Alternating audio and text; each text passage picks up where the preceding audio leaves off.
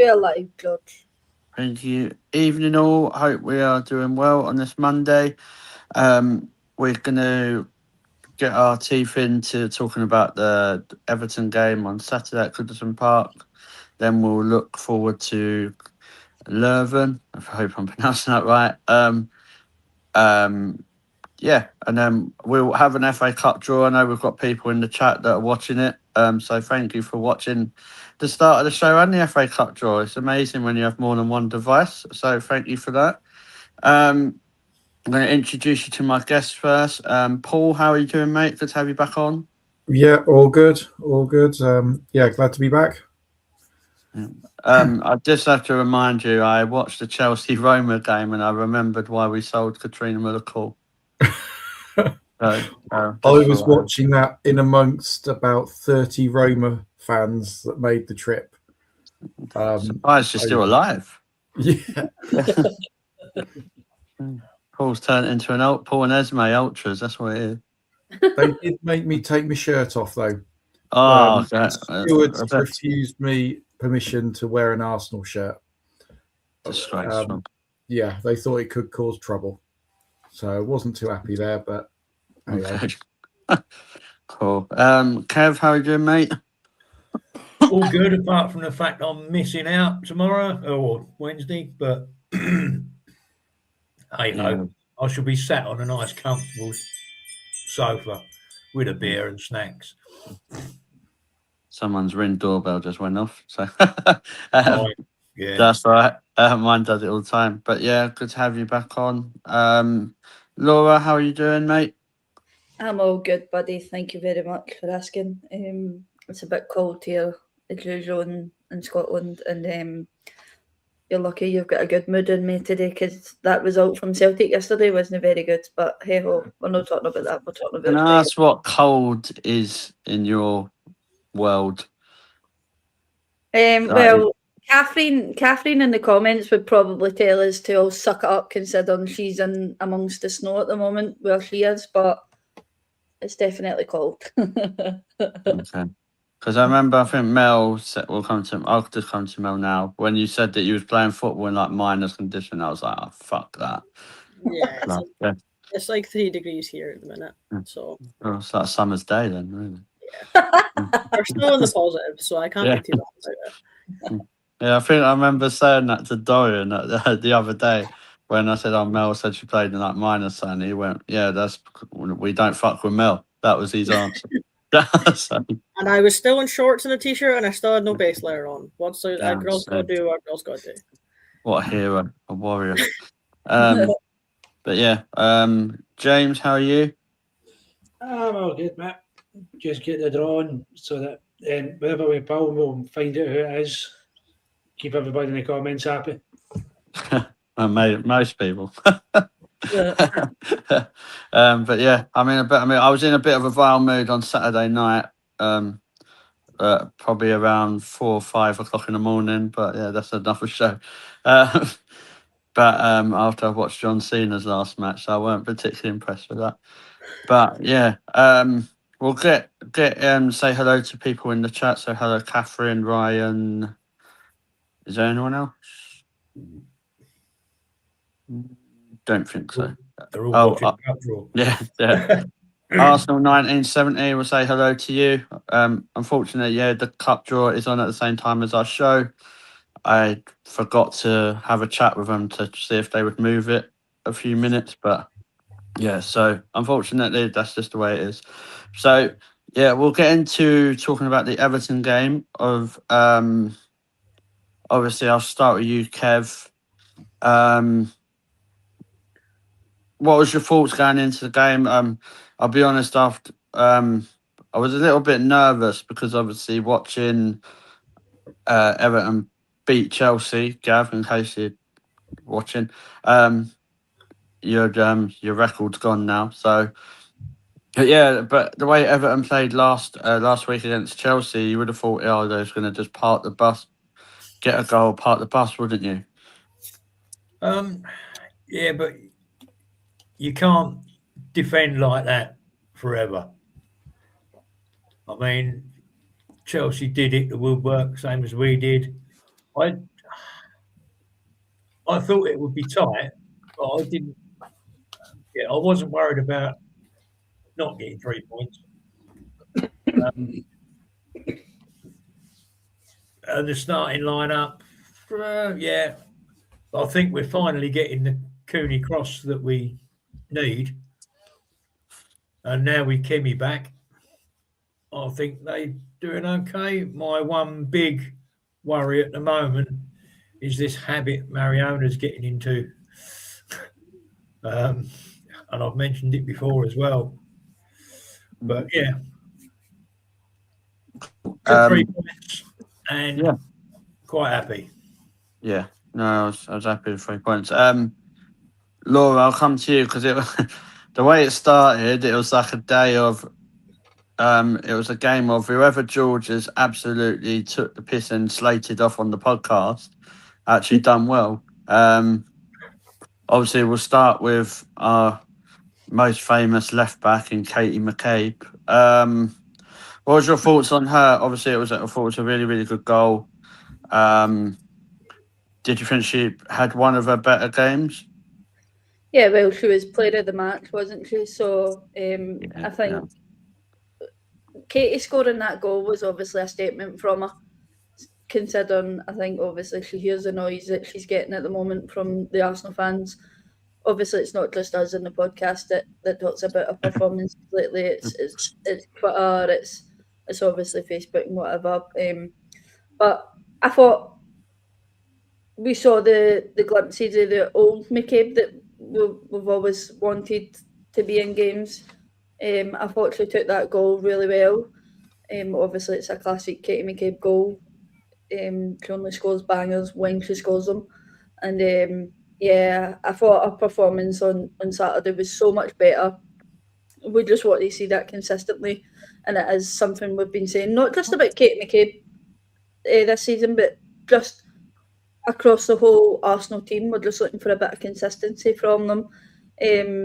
I think it was Catherine that touched on it with me for the week on Saturday, that she's hoping this is the glimpses that the Arsenal we've always wanted to see, and hopefully that's due to obviously Kimmy being back and obviously Leah. So that's two great leaders within our team, boosting up the team morale again and getting back to winning ways. But yeah, I thought Katie McCabe's performance on Saturday was, from what I seen of the game, obviously I missed most of the second half, but I watched it back. I thought her performance was top notch. Yeah, it says it all when you have like about 5 or 6 people in the crowd near you say, "George, you okay?" when McCabe scores, because I've built a bit of a reputation for it. As I said, obviously most of us put our prediction into Craig's group chat. Yeah. As I said, I don't think any of us at this moment in time would have predicted that Katie McCabe would have got that first goal for Arsenal at the weekend. No, I don't think so. Also, evening to Darren. Hope you're well, mate. I'll see you at King's Cross tomorrow. You and big man Chris. See, Laura, you'll get this. Gav's turned into Joe Hendry. I said his name and he's appeared. Yeah, clearly, So, Gav, good to have you here, mate. Appreciate you watching. Catherine, the thing about Barclays to do with the Chelsea stuff, I'm not surprised. They all love Chelsea, don't they? So, I even saw someone on TikTok moaning about Stina's handball. They posted it yesterday. I was like, mate, that was meant to have been like weeks ago. So just get over it. So yeah, James, we'll move on to the next goal, because obviously, like I was saying, I thought, oh well, it's probably going to be quite a tight game. I got that wrong, didn't I? But as soon as that went in, bang, up the other end, Everton scored. There's been a lot of different conflicting reports. Like, do you think? I don't think Borba could have done anything to it. I thought it was a really, really good goal, but defensively, we just step away from them all the time, don't we? We never close them down. Defensively, when we seen the goal, obviously we were getting ready to go out, and the goal went in, and it was straight away said the exact same thing to Laura. The gap in that defence, you could have fitted an easier another back four in there. That gap was so utterly ridiculous. But again, it's this whole we chase. You see them going to try to chase the initial attack down, but it's like it's not like the way it usually is. Usually we're more, I'd say, like a pack of wolves. We go in, we get it, we break away again. But recently, as you say, it's a setback. It's we don't need to bother. It's fine. It's not going to come to anything. And then, as you say, one pass, that's it. Bang, back in the net. Come on. Right. Yeah, we will carry it on, but I think we might as well just do the draw because it's kind of live happening now. So it looks like we have Arsenal at home. Arsenal at home. Arsenal at home to Don't Drop the Balls. Is that number 2? It's Chelsea. I bet it's Aston Chelsea. Villa. Oh, that's all right. Aston Villa. We've got Aston Villa at That's home. not too bad. Bit boring, but it's okay. Bournemouth, we've got Man City. We only just missed Chatham Town. Only just. Took the wrong turn on the M25. So yeah, hi to Mel as well. Great to have you here. Hope you're doing well. Doing well as well.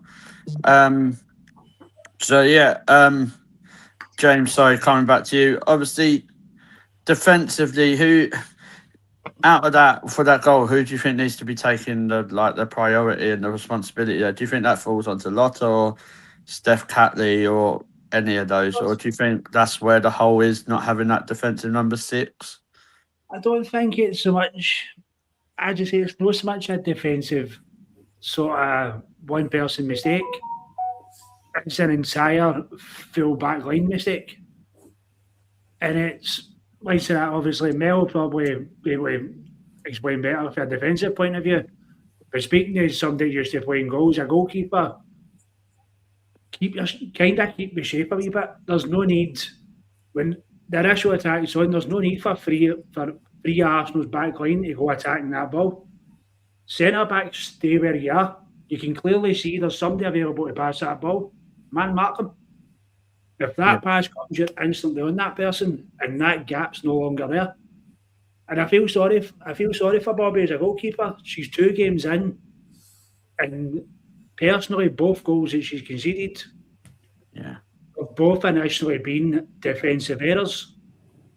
And then it's on her because all of a sudden she already wasn't getting game time, was already behind Manu before she got injured. And all of a sudden, you've got that pressure of yet again, there's another goal against an opposition. Yeah, they scored a goal against Chelsea, but generally they're not a team you're expecting. They're going to go out and score a couple of bangers and give your keeper a problem. So it's that keep the shape, I would say, more than anything. And it's where you're missing, like that, Leah Williamson. Yeah. Excuse me, guys. Is that James bigging up Leah Williamson? Let me finish. Yeah. As much as she herself can make the mistakes, at the same time, when she's there, it kind of keeps the shape. The shape stays up, and that's the thing. So long as you keep the shape there, that gap's not there. They're forced to play through the middle, and it's a lot easier to deal with. Yeah. But I think it's not a singular mistake. I'd say it's a full across the line defensive. Cool. Just to let you know, Man United have got another really, really hard cup draw in football against Burnley. So the Manchester teams always get a hard draw in the FA Cup. If you can't note my sarcasm there, then maybe you need to hand around to me a bit more. Chelsea have got Palace, another hard game for Chelsea. And I think London, that's an interesting, London Bees against Liverpool. Liverpool are awful. So there could be a shock there. How he's still in a job, I don't know. I love it. But the problem is they won't get automatically relegated, will they? Because they go into this playoff thing. So he could still basically make them finish bottom and still not get relegated, which I think if they're gonna, you've got to do it this season, haven't you? So really, but they're not that good, so they might struggle there. So yeah, Mel, I'll come to you. Obviously, did you watch the game?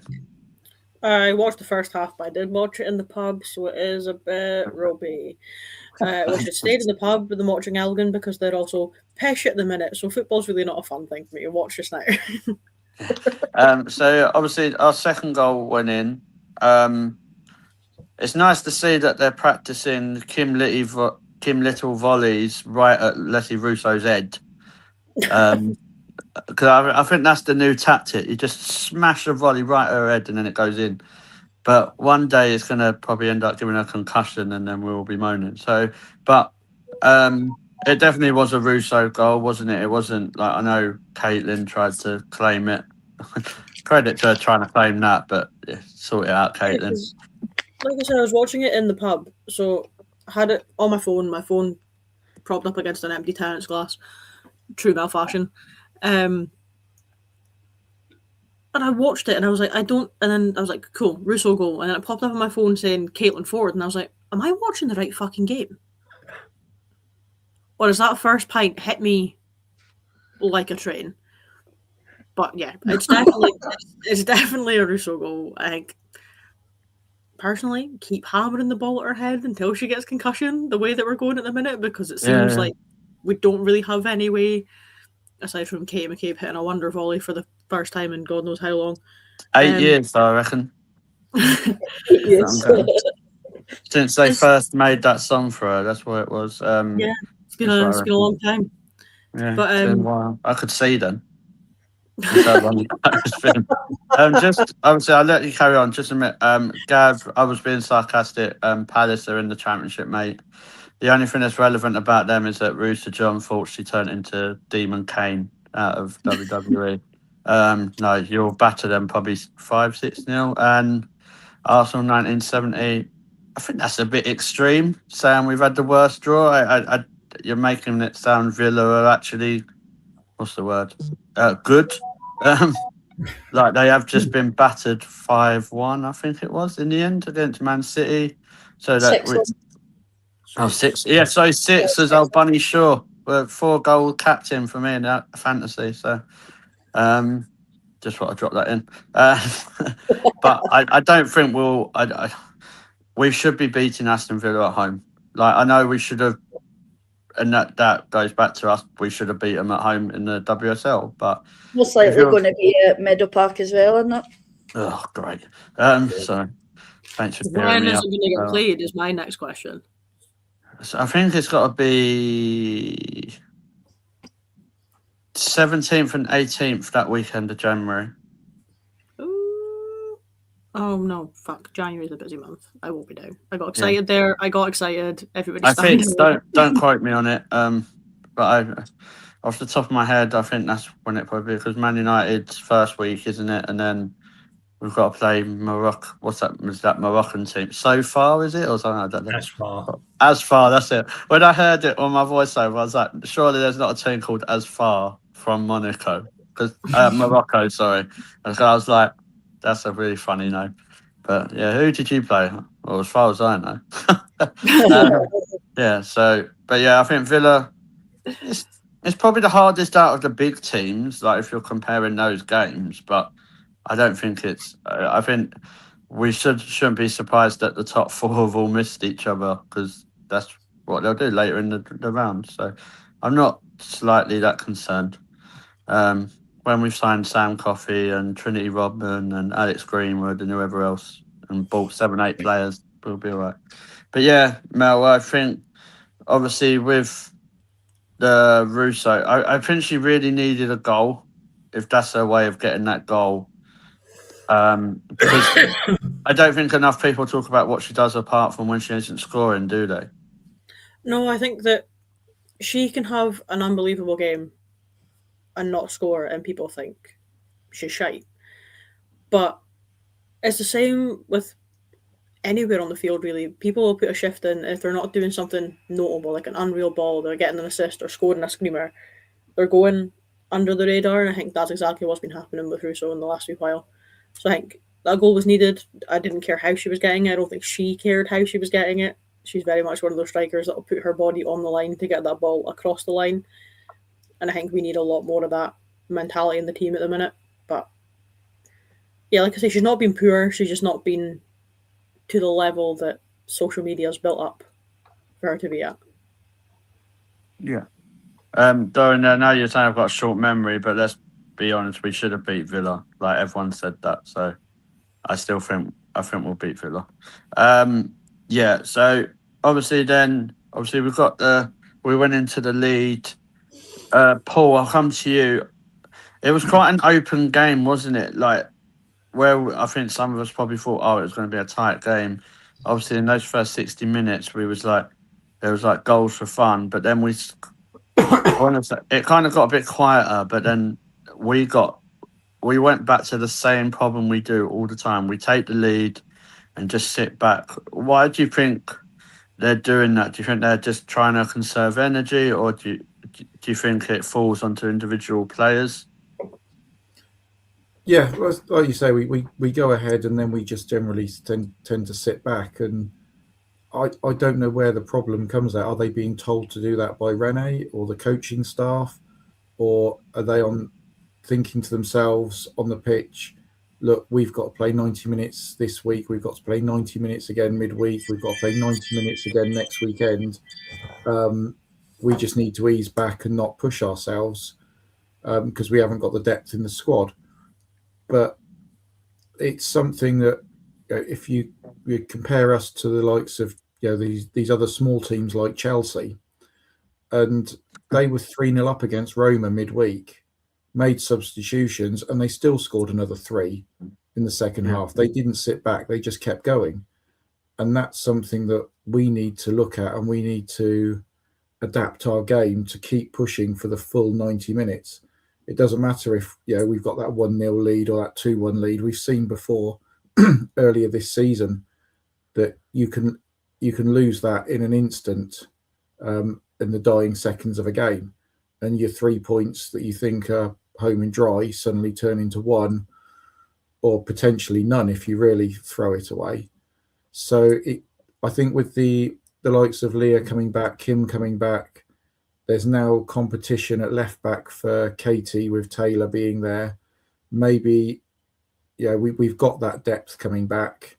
We've got players that are going to compete for the position, so they need to be performing. And I think that's possibly where Katie McCabe was on Saturday. She knows in the back of her mind she's got someone there now that is going to be competing for her space. She was dropped last week, and Taylor got the nod. So I think the combination of these players coming back, the new players coming in and gelling with the team, now's the time that we need to just get past this Champions League game and get past the Subway Cup, and then going into next year, really sort of try and change our game plan to keep pushing for the full 90 minutes. Yeah, I thought against Twente though that we were doing that. I just think we were quite unlucky. I think we had quite a few chances to score. I think even in the Everton game on Saturday, there was a couple of opportunities. Courtney Brosnan made some good saves. One of them, I thought she was going to take the ball over the line herself. But Kev, I'll come to you. Do you agree with Paul there? Do you think at the minute we are just unlucky? I think I said to you and a few others at Meadow Park the other week, there'll be one game where we'll absolutely batter someone. And that is coming. Yeah. Don't know who's going to get battered, possibly Palace. Man United. Yeah. Nice. January is going to be one hell of a month. Yeah. That is going to sort out what we're up to. But with any luck, we'll get a result tomorrow night. We'll get a result in Belgium. Yeah. We'll take Palace to the cleaners at the weekend. have a nice Christmas, get back, and because I'm actually hoping that I think Leah might get 15, 20 minutes in the Champions League and then possibly start in the League Cup. One thing I'm going into the second half of the season, I'd like to see him add Layla Harbert to the squad, because now she's done. Was it Portland Thorns? Because again, it's just thinking we don't want to lose more of these youngsters before they, because we need to bring them through rather than let them disappear. Yeah. So they got to find a way to do that. But if we're not going to be in the League Cup next season, can't even bring them into that. But No, I don't think we will be in the League Cup next season. January we'll see where we're at, and but by then we'll be World Club champions. Well, by the end of January. Nice final against Gotham. Yeah, hopefully. Or Corinthians, but I think it'll probably be Gotham. I said to Dorian yesterday or whenever it was, that I think in January going into February, there's a Chelsea Man City game at the start of February. That for me is a must win for Chelsea, because if they don't win that, the title's over. Personally, because like I think it's out of the. Arsenal could put a run together. I'm not saying they won't, but you're still needing Man City to drop 2 or 3 games worth of points, and they've done it before, so you never know. But I'm not saying we were going to win the league yet, guys. I just think we're not as out of it as I thought we was. I think I said that in the chat yesterday, didn't I? Like, I think obviously the games that we lost, by that point we were saying Arsenal are out of the league running, but considering the way results are going at the moment, especially for Chelsea, and I think it was a podcast I was watching. It was obviously Rachel Littlejohn and our partners that was on, and our partner basically said that's 2 games that City can lose points and other teams are right back in it again. And when she put it like that was. It's just frustrating when you look at obviously the games that we should have probably won. We should have held on against Villa, so that's drop points there. And then you look at robbed against Chelsea. We were robbed at Chelsea. Robbed against Chelsea, and then the Tottenham game we should have been better, and we probably should have tried to have hold on for a draw at City. So do you know what I mean? I think there's still a long way to go, because obviously you could, if you look at it and say, there's nothing to say Arsenal don't beat City at home and Chelsea don't get something at City. Yeah. So then them 8 points if Arsenal win in both of those, go down to 2 points. Go 2 points, and when it goes to that low number, you start to feel the pressure again. And that's not me saying that. The only way I think Arsenal actually do get back in the title race is if they go to the bridge and win. Yeah. Personally, so we'll go to the third goal. James, I'll come to you. Obviously, Livy Smith with another. She don't score shit goals, does she? She actually took her goal well. So she said, I think Everton probably maybe looking at the same ways with the one we conceded, maybe could have done slightly better defensively, but again, taking nothing away from the strike, it was a top strike, keeper's no chance, and for once, that's it. Arsenal's managed to start to semi-kill a game off.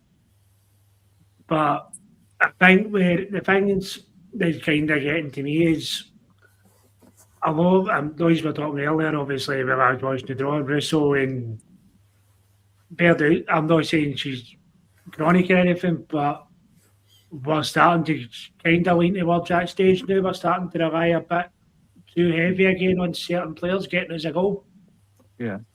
And I think maybe that's something more Christmas we need to really work on, because you're not always going to be able to get Olivia Smith bottom out to the midfield or Steiner running off the bench. So I think it's going to need to be a case the others round a bit and they start pulling their weight again.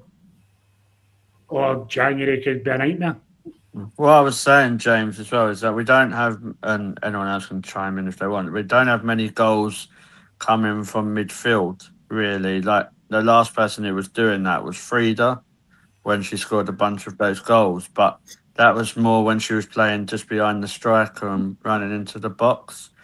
Do you think we need to be creating more opportunities and goals from midfield to kind of help out, say, Smith, Russo, Steiner, and Beth? It's again, that's what I'm missing, that service up front. Yeah. We touched on, obviously, I wasn't on the podcast last week, but you guys obviously touched on it. When you see Steiner making runs into cracking areas, Laura was saying you see her 4 or 5 seconds before the ball's played, the horn's out, pointing, there's where I want the ball played. And we're not picking up on it. And it is something we need to work on, because the thing that had me worried getting into this game was if Everton were smart about it, cut off the wings, and Arsenal don't have an answer. Yeah. As soon as we can't get up the 2 wings, we can't play through the middle, especially against a low block. So I think that's something we need to revert back to when Renee first came in, where we were able to break that sort of stuff down, play the ball through the middle of the channels, early tap of defences. And again, I got back to that's, as much as I've been criticising at times, that's where I'm missing a player like Leah Williamson, who can spot the runs of Russo, even Olivia Smith coming for the midfield. Backstairs running through, she can spot those runs and get the ball on the top of the defence. Yeah. No, I agree. I think it's an Arsenal problem, not being able to play against a low block anyway. As people saw, the men struggle to do that against Wolves. But yeah, and I know Ryan said that about Vicky P chipping in with goals and that, but she needs to play, mate. She can't score. She don't play, doesn't she? So she gets brought on for like not that long. I don't know. With Palova, it's an interesting one. I think we still need to be a little bit more patient with her because of her injury, but time is probably starting to run out because I know her contract ends in the summer. But personally, I would still keep her because I think she can rotate well with Mariona. I don't think Palova's an 8. I think she's a 10, like where Mario should play. Mel, I'll come to you. Obviously, at the end, towards the end of the game, Leah Williamson come on. Mel's disappeared at the moment. Right, I will not go to Mel. That's fine. Laura, I'll come back to you. It's all right. She's back. Oh, Jesus Christ. Mel, I'll come back to you before you go again. Obviously, Leah Williamson came on. It was good for her to get back on the pitch, wasn't it? What's the importance that Leah Williamson has on the pitch, but more importantly, off the pitch, her being back available, it's got to be massive, hasn't it? I think the main thing, sorry, I am not going to just run up the stairs because I heard you say my name and I was like, gotta go. That's a bleep test done. don't say things like that. I think the main thing with Leah is like what James said earlier about the whole defence being in shambles for the goal that we conceded, was that Leah brings that level of control to the back line. I think in every team you need to have at least one player, it's usually one of your 2 centre backs, and they take control of that whole back line. If your left back goes out, they're moving everybody over. If your right back goes out, again, you're moving everybody over. If you step up, you're pulling everybody in. And then you can rely on your keeper to give you shouts when it comes to passes, players who've strayed out of like your eyesight and stuff. I think that's one of the main things that we've missed without Leah, is we don't have that person who's stepping up to take control of the back line, to push us up, to pull us back, to make sure we're still sitting in that shape. It's like one of the main things that our coach has always said to us is that as a back 4, back 3, back 5, whatever you want to play, all of you need to act like you're connected by a string. So if one of you's going, you're all going. Yeah. And that is the main thing I think that we're going to see a key difference in with Leah coming back into the squad, is that little bit more control, elegance, accountability that's going on in that back four. I feel like this has been a case of these two, i.e. Mel and James, have just hit the nail on the head of they don't know what they're missing until it's gone. It's, All right. I'll be here. It's no I can't speak for me, right? It's no we're missing until it's gone. It's for me, it's simple basics. We're good at doing. If you turn around and go, here's a ball, hang it 90 yards and beat 3 players, Arsenal will turn it on a win. If you turn around and do the basic, there's the ball, just clear it for your line. Arsenal will put it in the back of the net. That's the way Arsenal are. It's the basics we're getting wrong. There it was, as I say, Everton's goal. As Mel says, all it takes is one person to look and go, there's an Everton player waiting for the pass. You know what? Rather than taking that ball with a midfielder and 2 other defenders, I'm going to watch her. Yeah. And the danger's gone. I think the thing with Leo, I'm trying not to read too much into it, is obviously when Leah Williamson come on, she came on for Steph Catley, didn't she? Yeah. Where I thought they might have took Lotta off to see that we have Leah and Steph playing again. But do you think that there's anything to read into that, or do you think that's just resting Catley, give her some minutes, and give Leah some minutes, or do you think we could see maybe a mixture of Lotta and Steph rotating now? That's for anyone, by the way. No, I think that for me, my answer is I think it's the rest. They've just come out, last week they just came off a plane. They represent Australia straight into a game, more training, into another game. They're also going to just the African Nations thing with just after Christmas. Yeah. So I think it is trying to sort of get a wee bit of a break. I have just seen Catherine's message. If that happened, I'm going to be fuming. I do not want to see Steph Catley as a left back again. We cannot be having that again. There was a reason we moved her into as a left centre back, and it wasn't for injuries. Before people say that, because it wasn't, because we had covered. We had enough players to play there. For me, Steph Catley does not have that speed to play at left back. I can't remember the game, you guys might remember, but she got absolutely murked at left back. It might have been West Ham. So yeah, I do not want to be seeing that, Catherine. Thank you. It's interesting. Like, obviously, Steph has played a lot of minutes, and I think that doesn't really get spoken about enough. I've had my criticisms about Steph Catley. I think if she's your third choice centre back, I think she's okay. She's not someone that I think should be. I wouldn't say she's one of our best centre halves at the club personally, but she unless we do what we do with Kim Little and freeze her for 100 years. I don't think that Steph Catley is going to be there in the next couple of years. But yeah, it was interesting because obviously Lotta seems to always slot in when Leah's not available, doesn't she? But when we saw Lotta and Leah, and I know it was only for a few minutes, so it is a small time frame, Laura.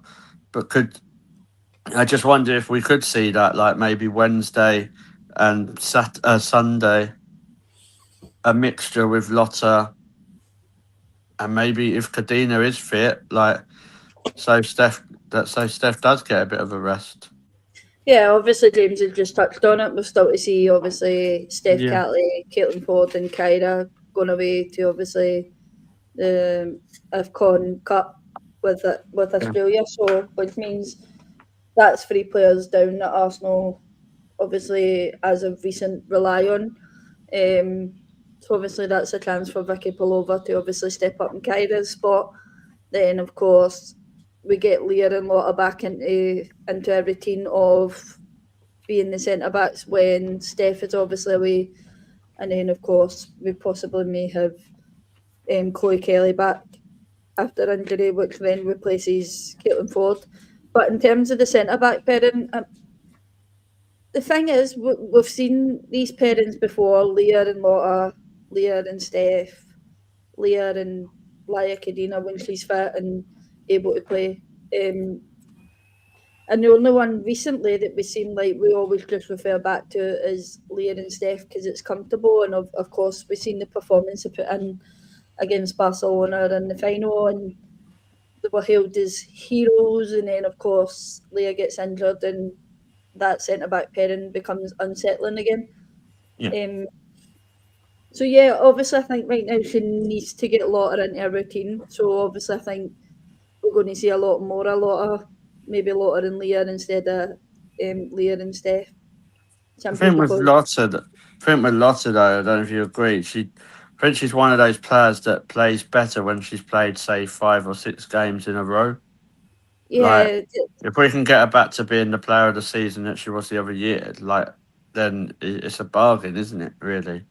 yeah. I think with Lotta, it's just been simply unlucky with her injuries, illnesses, things like that. So in terms of obviously getting Lotta back into a routine, she's played. How many games is that in the bounce now? She's played. I couldn't tell you. Somebody would need to tell me. But Yeah.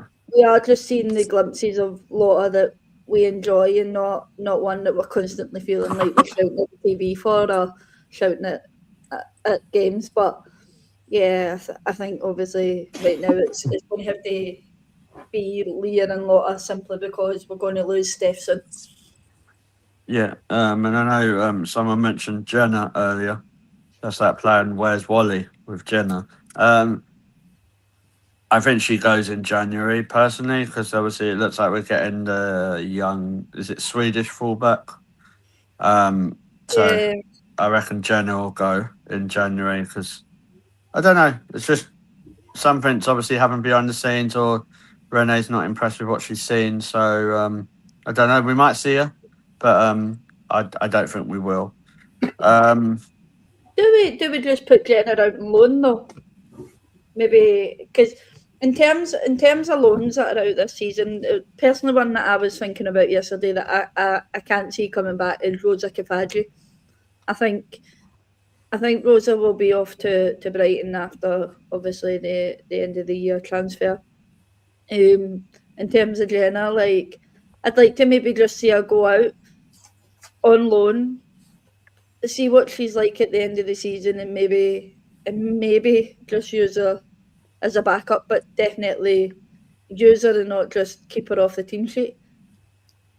Yeah. Just want to say hello, Mark. Hope you're doing well, mate. Hope you're okay. Obviously, I know there was a lot of tragedy in Australia, so my thoughts are with you as well. But I hope you're okay. He also said that what we're not thinking of as well, the Asia Cup is in March, which means Man City will lose 3. I think that's Asagawa. Better not say that name too loud. Someone might come back. Virgino and God, the other one's just gone out of my head. The other player. Is she not on loan, the other player though? I'm sure she's on loan to Everton at the moment, is she not? The third one? It might be. Anyway, even having Asagawa and Virgino out is a couple of big misses. And that's the problem with Man City. All it takes is a couple of injuries like we see last season. If Buddy Shaw gets... said it's a goalkeeper that's out. Is it Yamashita? Yamashita. Yamashita. That's from London. So we're also going to lose 3 players to that as well because obviously Australia will be in it. Yeah, so that's Catley, Kyra, and Caitlin Ford, yeah. So yeah. I don't know about Chelsea, but they might. I think they lose a couple. So Yeah, so I just think obviously it would be interesting to see how they rotate with stuff as well. And obviously we've got January. We'll do a show about the January window. We might have to try and Laura back on. Have a chat with her about it. Cool. Well, I'm gonna move on to the Leuven game just because the times and stuff. A higher retroholic game. I hope you're all right. Good to have you on here. Right, Paul, I'll come to you. Like Leuven, what's your thoughts going into that? I don't think they're the pushover maybe that some people think they are. I have said it's only Leuven, so you can clip that for TikTok. But we should, shouldn't we? We're champions of fucking Europe. Like we should be winning that, shouldn't we? On paper, it should be. But then we ain't played that well, like champions this season. Yeah. Have we? So. Yeah, obviously the last game and then this one should have been our easiest 2 games of the competition at this stage. So although we dropped points earlier in the competition, we should be able to pick them up now. It should be a nice easy win for us. But then this is Arsenal we're talking about, and we don't do things easily. When we could scrape a 1-0 win and we all lose our fingernails. But yeah. Then there's no team in this competition really that is an easy pushover. They're all there on merit. They've all won or come high up in their respective leagues. But obviously some leagues are more competitive than others, as we've probably got one of the most competitive there that there is. One team wins the WSL, then you get the bigger teams like us that win the Champions League. So yeah, we should do it. Rotate a couple of the players, and we should get a good sort of 2 or 3-0 win out of it. Should. Yeah. Some good news as well. Dorian has said that Manu is off of her crutches now, so that's positive for her. Kev, come to you. Rotational wise, I know. Would you more play the first team that we all expect to see in that Leuven game, and then more heavily rotate in the Palace game? Yeah, I would. I was thinking about the Palace game today at work and thinking who I'd like to see out there, but I think you'll probably get a couple of changes for the Leuven game, but I don't expect too much to change. I think that will wait until the weekend. Yeah, I could see Ford starting on Wednesday, someone like that. Yeah, but I still think we'll have too much for them. I'm not gonna make a score prediction because I changed my prediction for the Everton game. I originally said 3-2, and then after 20 minutes, I said, "Can I change it to 6-5?" Yeah, that's what it felt like. To be fair, everyone's trying to do predictions now because we're on TikTok, and in case it gets clipped, that's what it is.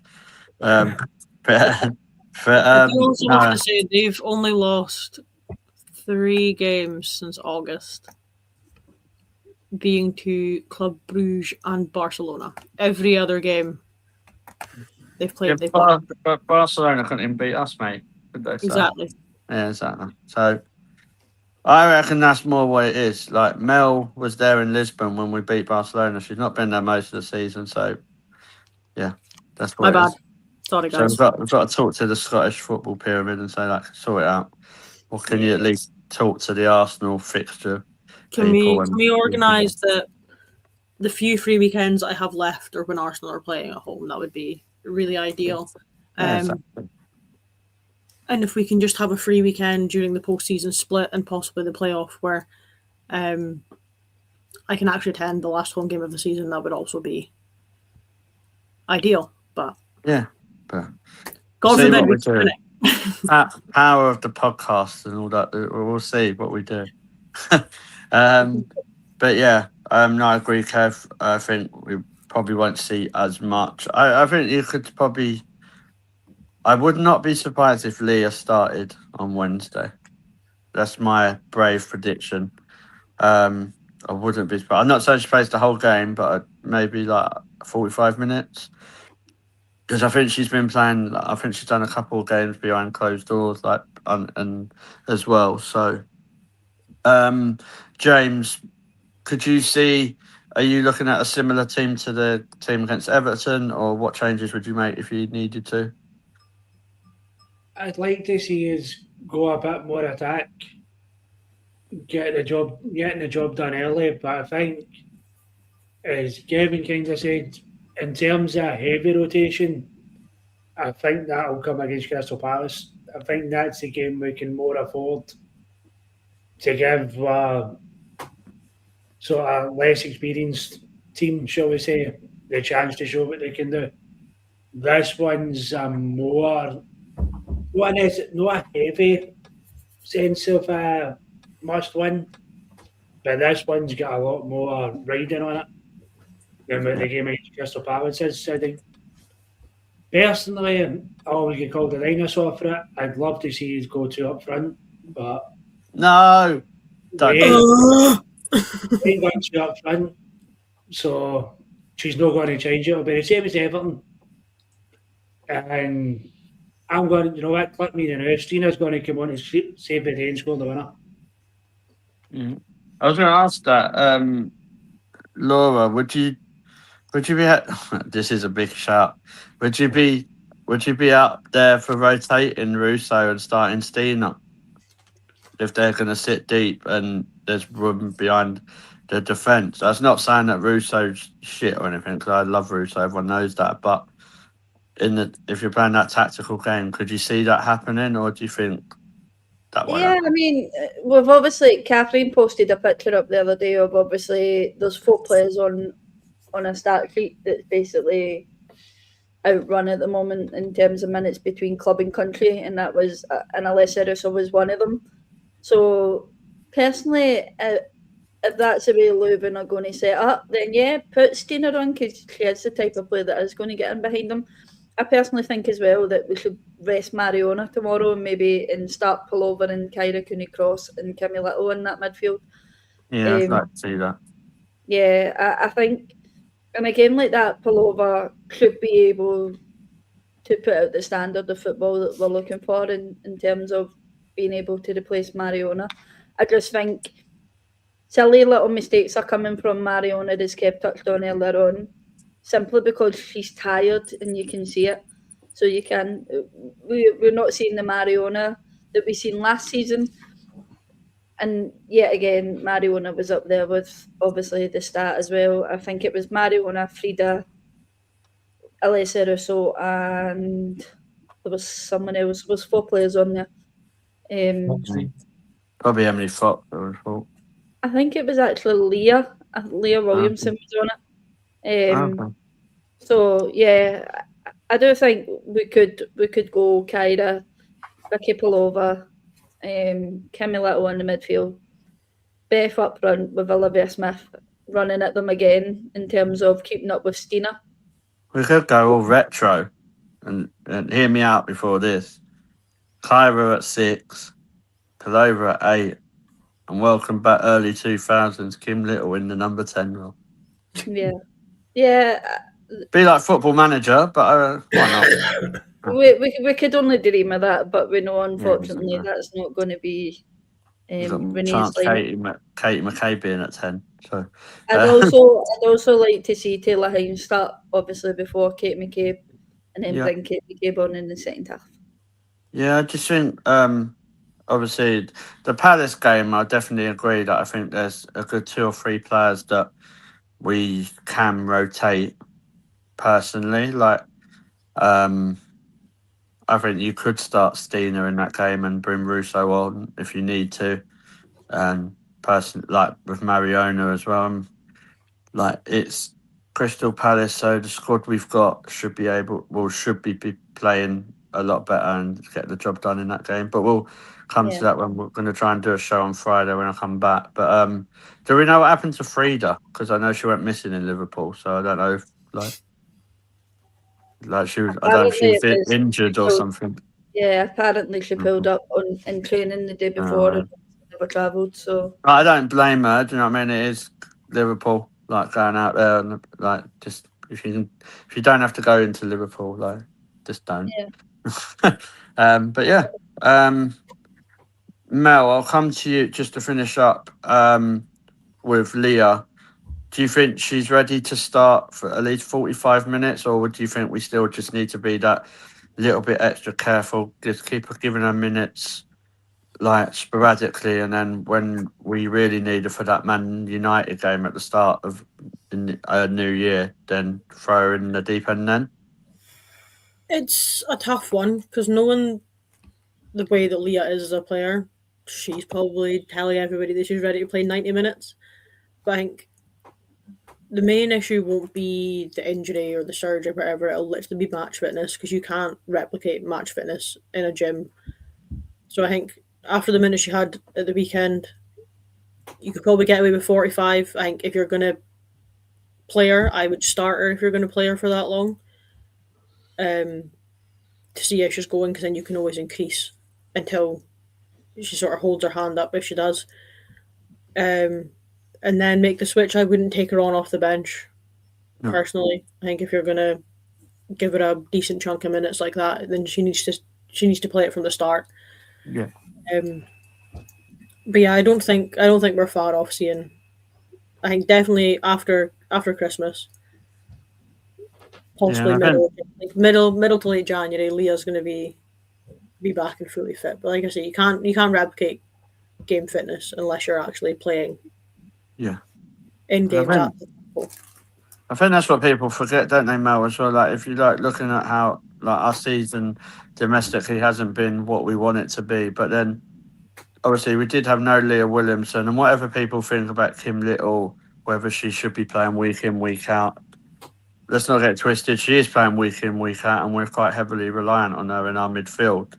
Whether we need to invest is a different conversation. But when you've had, say, your goalkeeper, who's probably one of the best, if not the best in the league, Leah Williamson and Kim Little, that's like the chunk of your team, isn't it? So it is quite erratic and it's not settled. Yeah, I think as a team, you play better when you're comfortable with the folk around you. Obviously, there's going to be changes and like you play and train together every week and whatever. But when it comes to that first whistle on a Friday night, Saturday afternoon, Sunday afternoon, and you're playing alongside somebody that you know that's also willing to die for the badge, die for 3 points, drag you up when you're on your arse, it makes your life so much easier when you're going into a game with somebody who you don't usually play with. They're already second guessing themselves because they don't usually get the minutes. You're second guessing them because you're not used to playing with them and you're thinking, you could make a mistake here. And it's just a downward spiral from there. So I think teams that make constant changes when they don't have to, I think it's a silly move. And teams who get plagued with injury crises and stuff like what we have with losing, like you say, 3 of our main sort of key players, it is difficult because whoever then comes in is constantly playing catch up, and especially with a goalkeeper as well. Okay, they don't have to worry about match fitness as much per se, but it's their confidence. You can save shot after shot and have an absolute blinder in training, but when you put that onto the pitch and you've got X amount of thousands or hundreds or whatever amount of people watching you, it's so much more pressure. And I think that's a lot of things that people don't understand when folk are like, she should have caught that. She should have done this. She should have cleared that. Well, it's easy for us, isn't it? Like the amount of managers and coaches that we have in the stadium and in our fan base is unbelievable. I don't know how they've not been picked up by big teams across the world. Like we can all shout and say, "Oh, you should do that. Move there. We'll move there." Like, could we do any of that? Probably not. And I do think there's a lot of pressure. Like I think Borba's been one to probably fall to that. She made a very bad, costly mistake in pre-season against Spurs, but then she did hardly play any football until she had to because Daphne was out. So the pressure was on her, and then, like you say, when the teams mix match, they don't play like that solid unit they would do because obviously they've not played in the same team as each other. Mhm. So I think Borba, like, she's going to get this bunch of games. I think she'll be all right. And then we'll see what happens in January. Cool. In terms of the goalkeeper, Yeah. obviously the goalkeeper coming in January. I was talking about this on obviously Ryan's watch along on Saturday. Do you think it would be possible to get Courtney Brosnan at Arsenal? No. I'd like to, but I don't see her wanting to leave Everton when she's playing week in, week out as a number one to come be a number two. So in terms of that, then who do you see coming in? I don't see anyone coming in, mate. You should know this by now. So. You walked right into that one, Lauren. Right into it. And I had to roll back the clock. What did you I had say? to roll back the time. Mel's on, me putting a blind comment in. Ain't happened for a while. It's like, yeah, so I'd have I think is it Sophie Badley from Brighton? From Brighton, yeah.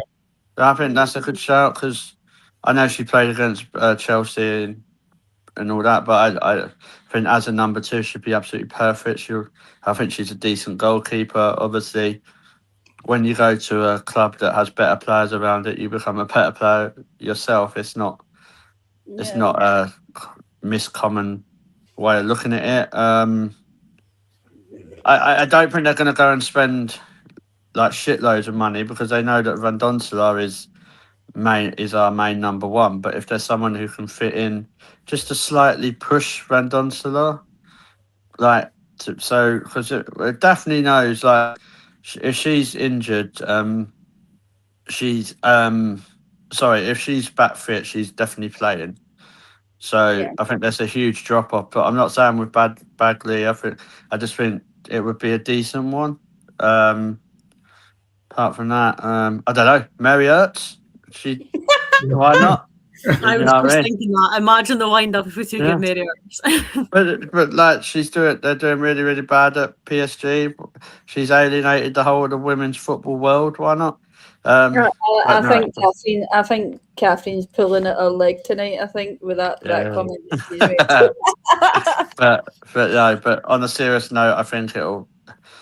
I don't know, someone like Bagley or I was trying to think of like any other people. I wouldn't be dead against Roebuck, to be honest. Yeah, but she's just signed for Aston Villa. Yeah, so that's the only reason I don't think she will. But someone like Courtney Brosnan, I think would. If you've got Van Dunsel and Brosnan as your two goalkeepers, then you're kind of sorted for the next few years. I don't know. She might. Yeah. You never I know. wouldn't mind her. You never know. Cool. Miracles can happen. It's Christmas time. Yeah, exactly. Yeah. So yeah, cool. We'll wrap it up there. I'm just want to say thank you to all the people chatting in the chat. It's been really, really good. Paul, thank you. Are you Man United? Yeah, I'll be at Man United. That'll be my next one. That's the you're not at anyone's before that, are you? No, unfortunately not. Work's still a little bit, although work's quietening down now. It's still a little bit too busy for any this side of Christmas. Cool, no problem. Have a good Christmas anyway. Probably speak to you before guys. that. Kev, thank you as always. You're Palace in it, aren't you? I am indeed. Yeah. So I'll catch up with you at Palace. But thanks for coming on, mate. Been really Always good. a pleasure. Cool. And James, thank you as always, mate. And I managed to understand you more today, so I must be getting used to your accent. So getting there.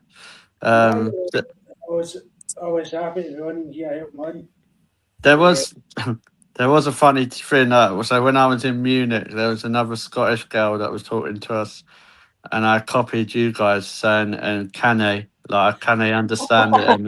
And, I managed to pull it off but it more sounded like a mixture between Mel, Laura, and James. So it was a bit of a. It sounded like I was one of the proclaimers, to be honest. So Sorry, there's just a 200-mile difference between the accents. yeah, exactly. No 500. I lost the other 300. But yeah, thank you, James. Really appreciate your help and stuff with the groups and stuff. Mel, great to have you back on. We've missed you on here, so yeah, it's good to have you back on. Thank you. I've missed being on. Football's been Yeah. very chaotic at the minute. Seems to You be miss getting your battered in the periods? gym.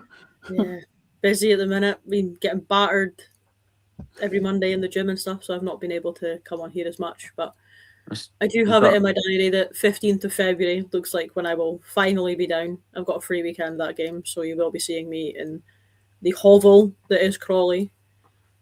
What a Valentine's Day present that is, a day later. So Don't say I'm not good to you. see. Yeah. My The only thing birthday. I'll say about you getting battered in the gym on a Monday, you just got to really stop going to those Tottenham gyms. Yeah, you know, You know what I mean? they're banning football tops the gym we go to now, so they might not sit about me quite as quick when they see me. So. But yeah, obviously a good day. It was a good day for Tottenham fans yesterday. Got battered at Forest in the men, and dog walking FC can't hold on to a lead. So well done. And then Laura, thank you as always. Brilliant as always. Thank you for just everything you do. It's always a pleasure, and of course that's what I'm here for, to help it when it's needed. And I will say, like on obviously our shows go out to Liam's channel, Ryan's channel as well. Don't worry, Laura, you're my favourite Scottish person over the three of them. So, not like one who support, Oh man! not like ones that support Rangers. There you go. How is this still catching straight? I'm watching this Celtic fan. We'll have to catch you up on it.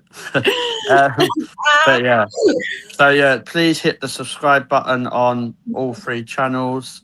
I'm not reading them again because I can't be bothered, but they're there. So, and then please follow us. Laura's also put a TikTok channel for the Ask Women Chat Show together, so you'll probably see a lot of outtakes on there. We'll probably get a nice few comments as well. Probably not. So yeah. For everyone, we will be back hopefully on Friday, depending what state I'm in when I get back from Belgium. But hopefully we'll have a preview show on the Palace game. But everyone, take care and have a good evening. Good night.